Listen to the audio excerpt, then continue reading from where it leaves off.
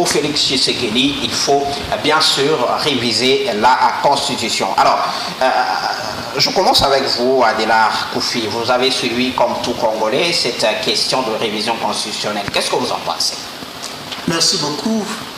Une fois de plus, M. Narcisse, je voudrais dire d'emblée que la question inhérente à la révision constitutionnelle a toujours été un califourchon, c'est-à-dire un cheval entre le scientifique et le politique.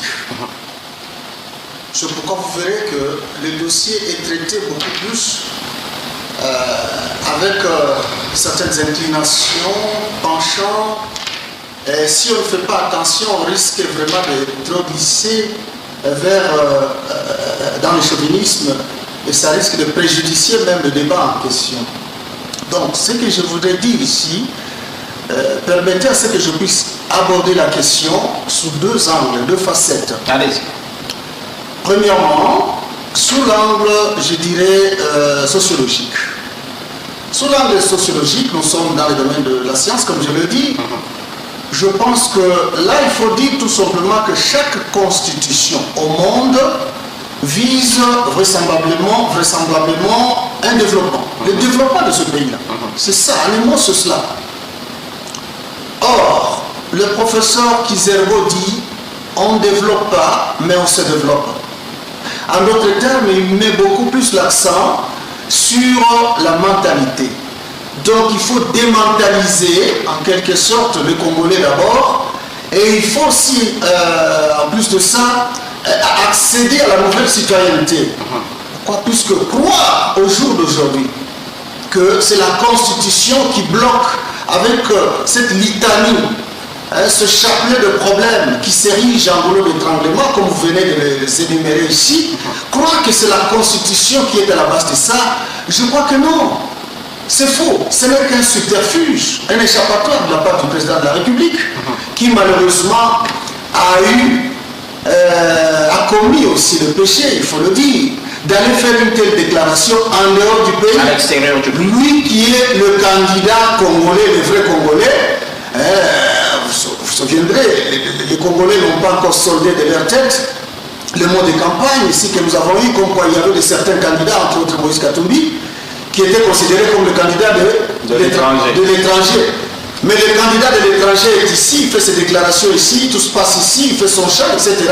Malheureusement, c'est le natif du pays qui est à l'extérieur, qui s'offre même le luxe d'aller faire une telle déclaration qui touche à la souveraineté du pays, malheureusement. C'est encore là une façon de rater les coches, il faut le dire. Donc, sans doute, il faut dire tout simplement que, en ce qui concerne cet aspect sociologique, je crois qu'il faut identifier le vrai problème. Le vrai problème réside au niveau de la mentalité. C'est-à-dire, au jour d'aujourd'hui, même si on avait une nouvelle constitution, où on arrivait à réviser certaines dispositions constitutionnelles, je n'ose pas croire un seul instant que les choses vont changer. Le tribalisme va toujours rester le tribalisme. Pourquoi? Puisque, mine de rien, vous savez que le pacte républicain dans notre pays a été sacrifié devant l'autel du népotisme, du tribalisme, je dirais même de la corruption à large échelle, etc. Très bien, si on comprend bien, c'est mentalité. Voilà. Ce n'est pas une question de texte, mais de l'homme congolais. Deuxième volet maintenant, sur le plan juridique, je considère ça comme sur le plan politique, évidemment, je dirais ceci. Aucune constitution au monde n'est pas révisable. En d'autres termes, toute constitution au monde, aucune constitution ne peut échapper à la révision. Mais ce qui importe, c'est de voir l'opportunité de la révision constitutionnelle. Est-ce qu'au jour d'aujourd'hui, le pays a besoin de quoi? Réviser la Constitution pour quelle raison? Pour quelle raison? Je pense qu'il y a des priorités. Il y a des priorités dans ce pays. Et surtout que pour réviser la Constitution, on doit partir, la révision de la Constitution s'est faite au prorata ou conformément à la volonté ou au désidérata du peuple congolais.